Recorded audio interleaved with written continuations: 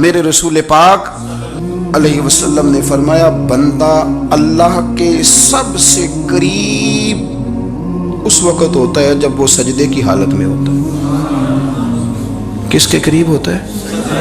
اللہ کے سب سے قریب ہوتا ہے وہ بڑا نیڑے ہے رب کے، بڑا قریب ہے، اس لیے کہ وہ حالت سجدہ میں، وہ جب سجدے کرتا ہے نا اس کی بارگاہ میں جب جھک جاتا ہے۔ آپ ذرا سجدے کی کیفیت دیکھیں نا، زبان بھی یہاں ہے، آنکھ بھی یہاں ہے، کان بھی، عقل بھی ساری، اس نے سارا کچھ رکھ دیا سجدے۔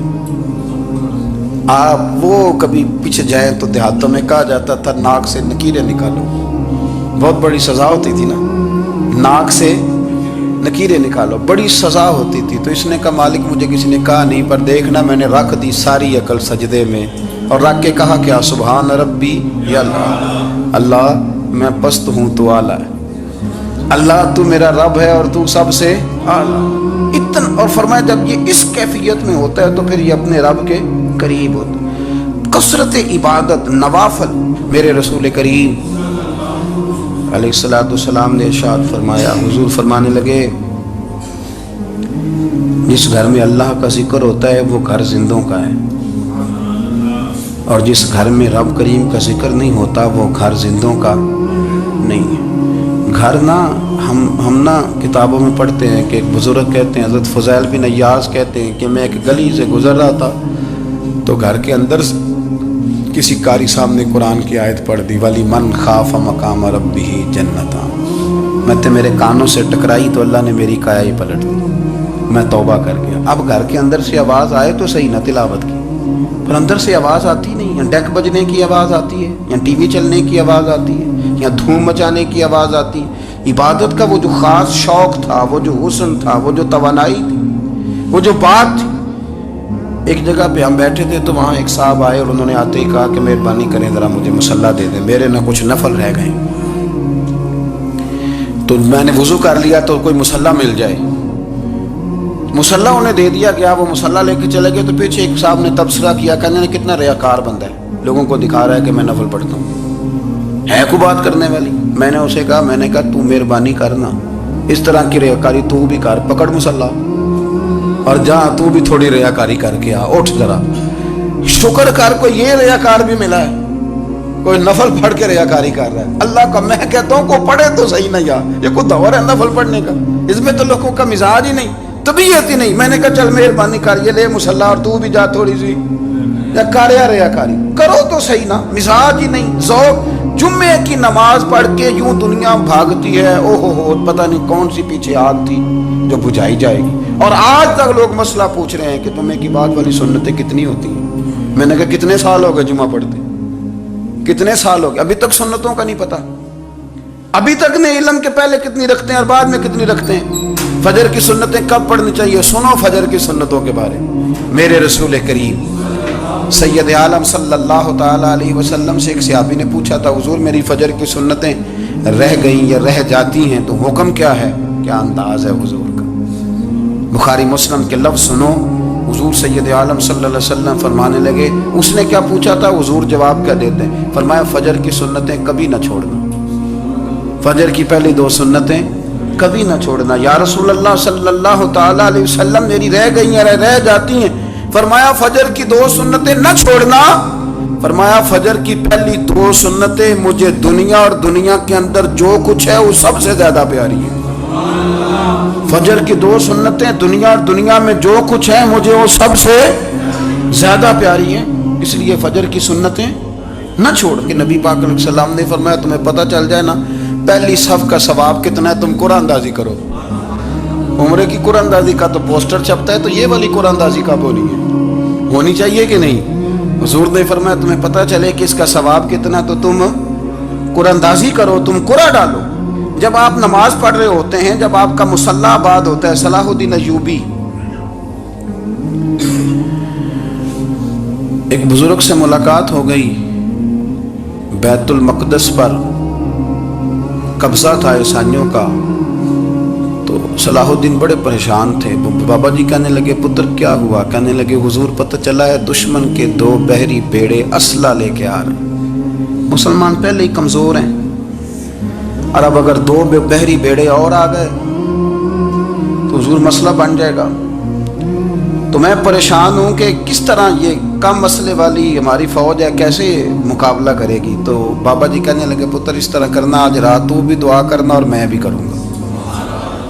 تو بھی دعا کرنا، آپ ناراض نہ ہونا. ہم تو پیروں والے ہیں، ہم تو پیروں کے نوکر غلام ہیں، ہمارا تو گزارا ہی نہیں، ہمیں تو ملتا ہے سارا کچھ وہاں سے. پر میرا سوال یہ ہے کہ تعویذ لینے جاتے ہو نفل کیوں نہیں پڑھتے؟ رات اللہ اللہ کیوں نہیں کرتے؟ یہ بھی تو ہمارے بزرگوں کا ہی طریقہ ہے، انہوں نے تو ہمیں سکھایا ہے. صلاح الدین ایوبی سے بزرگوں نے کہا کہ رات آج نا اللہ اللہ کرنا تو میں تیرے لیے دعا کروں گا، تو بھی دعا کرنا. تو بندہ جب دکھی ہوتا ہے تو سجدہ کرتا ہے تو پھر ہی تو مصلی بھیگ جاتا ہے، پھر ہی تو مزہ آتا ہے. سکھی بندہ تو کعبے جا کے نہیں روتا. دکھی تھے، تکلیف تھی تو سر رکھا سجدے میں تو تڑپ گئے.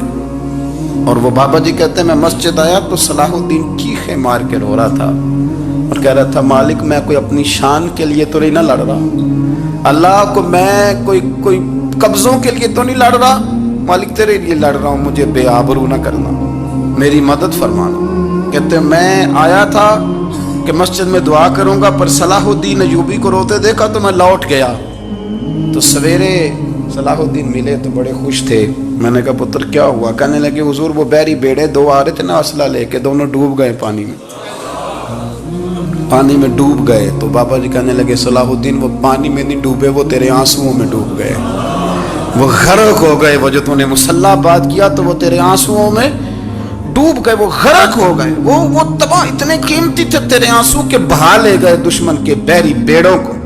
میرے بھائی ٹھیک ہو گیا جی، میرے عزیز سمجھ لیں اس بات کو ہمیشہ کے لیے اور اس پر غور کر لیں اچھے طریقے سے کہ میرے رسول کریم سید عالم صلی اللہ علیہ وسلم نے نا ہماری توجہ دلائی، حضور نے ہمیں بتلایا، ہمارا ذوق بڑھایا عبادت کی طرف. ایک صحابی تھے حضرت ابو فاطمہ رضی اللہ تعالیٰ عنہ، یہ ترمذی شریف کی حدیث ہے. نبی پاک علیہ السلام نے فرمایا ابو فاطمہ قیامت کے دن مجھ سے جلدی ملنا چاہتے ہو کہ دیر کے ساتھ؟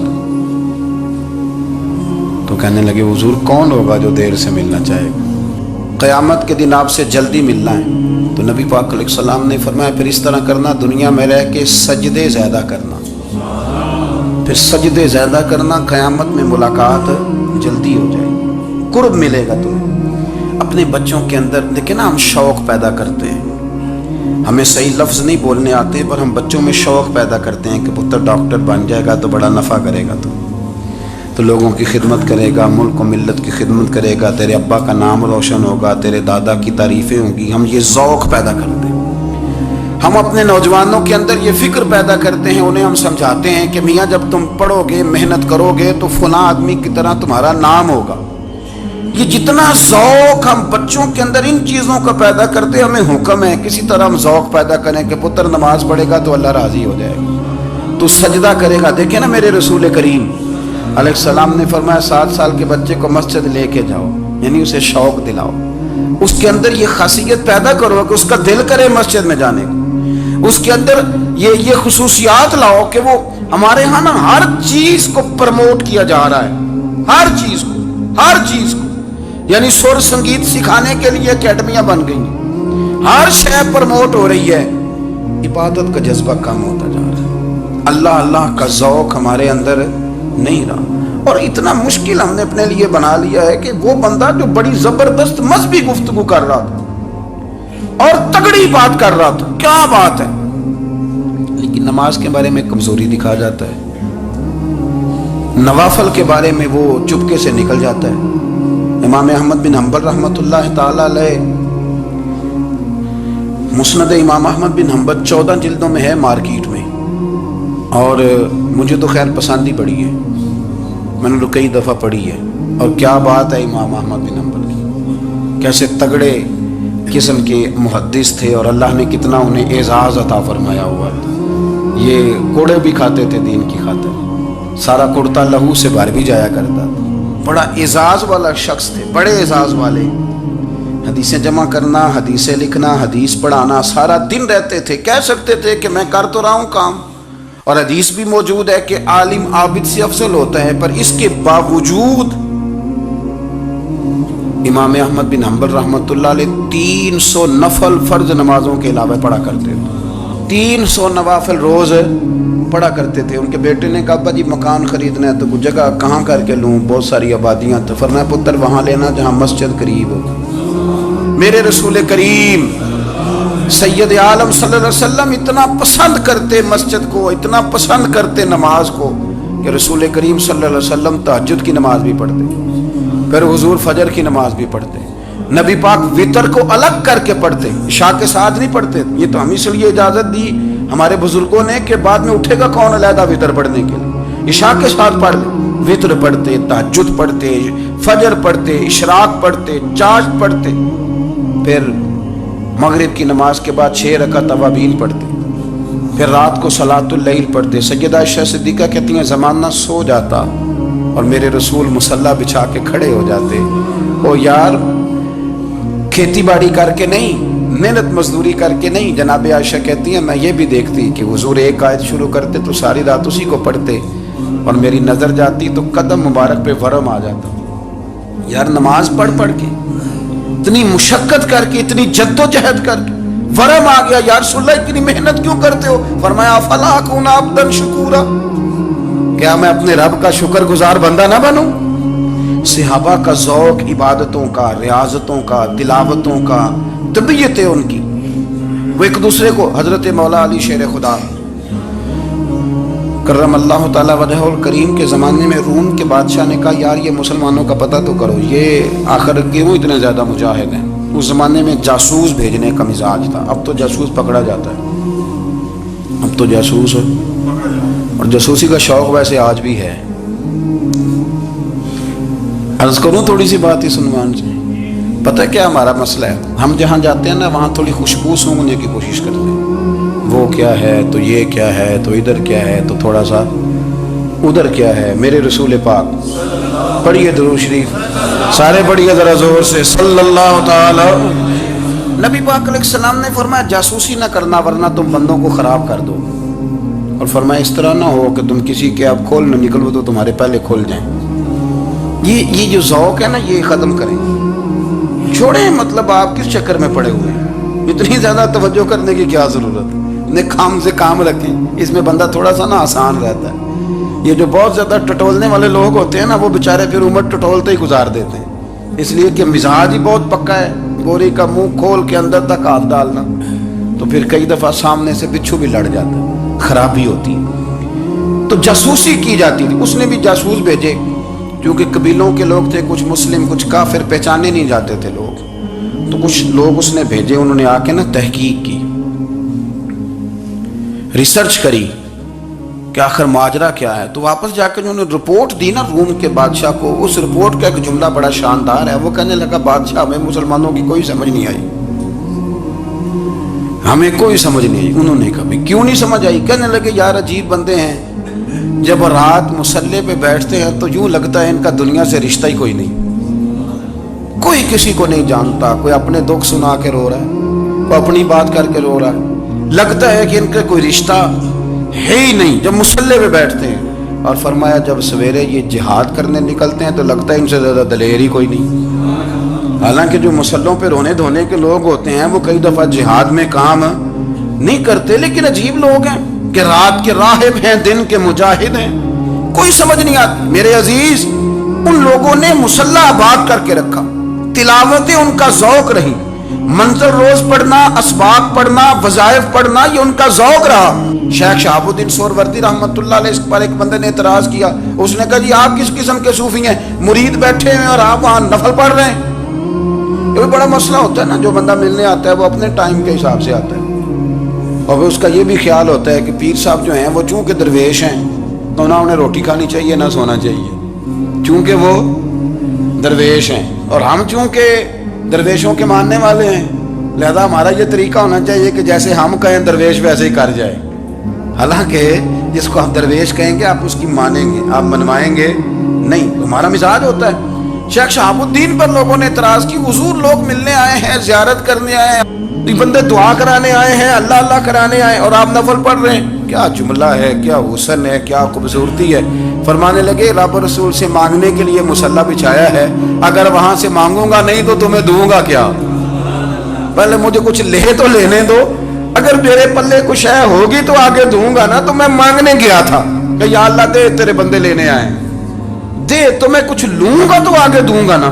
लेकिन हमारा ये स्टेटस, ये मिजाज, ये शऊर नहीं है। गप्पे, कहानियां, दास्ताने, गुफ्तगू, खिताबत, वाज, क्या बात। लेकिन अगर कुछ करने का काम हो तो वो नहीं हमसे होता। मेरे नबी करीम अलैहिस्सलाम ने मुसल्ले से दिल लगाने का दर्स दिया, हुजूर ने तवज्जो दिलाई। सहाबा इस ज़ौक़ के हामिल लोग थे, वो कोशिश करते थे। जनाब सिद्दीक़ अकबर रदी अल्लाह ताला अन्हु का इबादत का मिजाज हमेशा कायम रहा। हज़रत उमर फ़ारूक सारी सारी रात अल्लाह के हुजूर खड़े रहे। हज़रत उस्मान गनी रदी अल्लाह ताला अन्हु इशा की नमाज पढ़ के 2 रकतों की नियत बांधते थे, 15 सिपारे पहली रकत में पढ़ देते थे और 15 सिपारे कुरान मजीद के दूसरी रकत में पढ़ देते थे। आपने ना हज़रत उमर फ़ारूक के विसाल के बाद उनकी एक बेवा से निकाह किया। हज़रत उस्मान गनी ने निकाह किया। वो खातून आपके निकाह में आई तो अर्ज़ करने लगी, अमीरुल मोमिनीन, मेरे लिए एजाज़ तो बहुत है कि मैं अमीरुल मोमिनीन की बेवा थी तो अमीरुल मोमिनीन की मनकूहा हो गई हूँ, लेकिन हुजूर न तो मैं जवान हूँ कि मेरे अंदर रग़बत होती और ना मैं अब इस काबिल हूँ कि कोई खिदमत कर सकूँ। मेरे साथ निकाह की वजह क्या बनी? तो उस्मान गनी रो पड़े। फरमाने लगे, मैंने उमर फ़ारूक को मस्जिद में अपने रब से डरते हुए देखा है, मैंने उसे रोते हुए देखा है, अदल करते देखा है, इंसाफ करते देखा है, उम्मत की खैर खाई करते देखा। तुम्हारे साथ निकाह इसलिए किया है कि तुम मुझे ये बताओ कि उमर फ़ारूक घर के अंदर अपने रब को कैसे राज़ी करते थे, घर के अंदर कैसे राज़ी करते थे, वो तरीके बतलाओ, तुम बताती जाना और मैं भी उसी तरह घर में इबादत करूँ। अपना ज़ौक़, अपनी तबीयत, हमने ना ज़ौक़ गलत बना लिया। अगर 20 बंदे कह भी देंगे तूने बड़ी शानदार तिलावत किया तो क्या उससे बनेगा?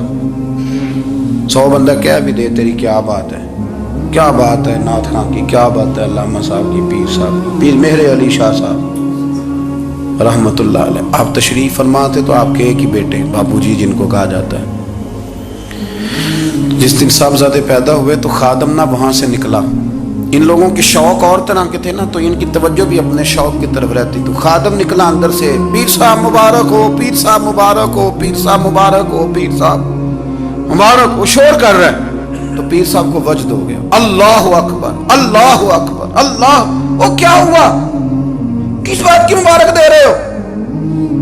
इसकी हुजूर अल्लाह ने बेटा दिया है। तो आप फरमाने लगे, अच्छा हुजूर आप क्या हुआ, आप तो परेशान हो गए। फरमाने लगे, जब तूने 3 दफ़ा कहा ना मेहर अली को मुबारक हो, तो मैं समझा था शायद तुझे किसी ने बता दिया है कि मेहर अली से अल्लाह राज़ी हो गया। मैं समझा था कि शायद तू ये खबर लेके आया है कि किसी ने बताया है कि मुझे आज खबर मिली है कि मेहर अली से रब, अच्छा पुत्र हुआ है, अल्हम्दुलिल्लाह, अल्लाह का शुक्र है। पर मेरे लिए मुबारक का दिन वो होगा जब मेरा रब कहेगा कि मैं मेहर अली से राज़ी हूँ, मेरे महबूब कहेंगे कि मैं मेहर अली से। आप बात को समझे, शौक ही किसी और तरफ था, दिल ही कहीं और लगा हुआ था, तबीयत ही कहीं और माइल थी। कोई वजीफा पूछते थे तो पढ़ते थे वो लोग, कुछ अल्लाह अल्लाह उन्हें बताई जाती थी तो करने का शौक रखते थे, तबीयत थी, कायल थे। हजरत रबी कहते हैं मैं बड़ी दूर से सफ़र करके गया हजरत अवैस करनी से मिलने, बड़ी दूर से, और जब मैं पहुंचा तो फजर का वक़्त था। तो हज़रत अवैस करनी को मैंने पा लिया, तो वो नमाज पढ़ के ना कुरान शरीफ लेके बैठ गए। फरमाते इशराक चाश्त का वक़्त हुआ तो नफलों की नीयत बांध ली। मुहद्दिस इब्नुल जौज़ी ने लिखा है, फरमाते हैं फिर जब ज़वाल का वक़्त हुआ तो मस्जिद में झाड़ू देने लग गए। ज़ोर की नमाज पढ़ के तो असर की तैयारी तक वो मस्जिद में बैठे रहे। और मेरे नबी पाक अलैहिस्सलाम ने फरमाया, जो नमाज के इंतज़ार में बैठा हो वो नमाज ही में है, वो नमाज ही में है। फरमाया मेरी दुनिया, मेरी उम्मत की जो रहबानियत है ना, वो इतनी है कि नमाज का इंतज़ार करें। आज़ान के बाद नमाज का ये राहब है, ये इस वक्त छोड़ के बैठे हैं सारा कुछ। फरमाते हैं असर तक उन्होंने अल्लाह अल्लाह की, फिर मगरिब तक की, इशा की नमाज हुई तो नमाज पढ़ी तो वो थक गए। अब मुझे वो फारिग हो, मुसल्ला छोड़े तो मैं मुलाकात करूँ ना, یہ آپ حیران نہ ہو کہ اتنی دیر بندہ کیسے اللہ اللہ کر، ہم نے کی نہیں نا اس لیے ہم پریشان ہیں. جو عادی ہوتے ہیں وہ کر بھی لیتے ہیں. وہ یہ کام، میری بات کی سمجھ آ رہی ہے؟ جب جاتے ہو کسی دفتر میں تو 8 گھنٹے کھڑے رہ لیتے ہو نا، مجبوری ہوتی ہے تو کھڑے رہا جا سکتا ہے. پاسپورٹ کے دفتر بولیے، امیگریشن کی لائنوں میں، اور میں نے تو ایمبیسیوں میں بندے 12 گھنٹے پہلے جا کے کھڑے دیکھے، رہ لیتے ہیں کھڑے. تو اگر ان کاموں کے لیے رہا جاتا ہے تو اللہ رسول کے لیے بھی کھڑے رہا جا سکتا ہے. تو فرمانے لگے کہ جب عشاء کی نماز کے بعد آخر انسان تھے، تھک گئے، نیند کا غلبہ ہوا تو تھوڑی ایسے آنکھ بند ہوئی تو کھلی تو رونے لگے. حضرت ویسے کر دیا، رو کے کہنے لگے مالک مجھے غافل تو نہ کر، ابھی میں نے کیا بھی کچھ نہیں، دن ختم ہو گیا، کوئی نفل نہیں، کوئی اللہ اللہ نہیں، اللہ مجھے غافل نہ کر، میری مدد فرما.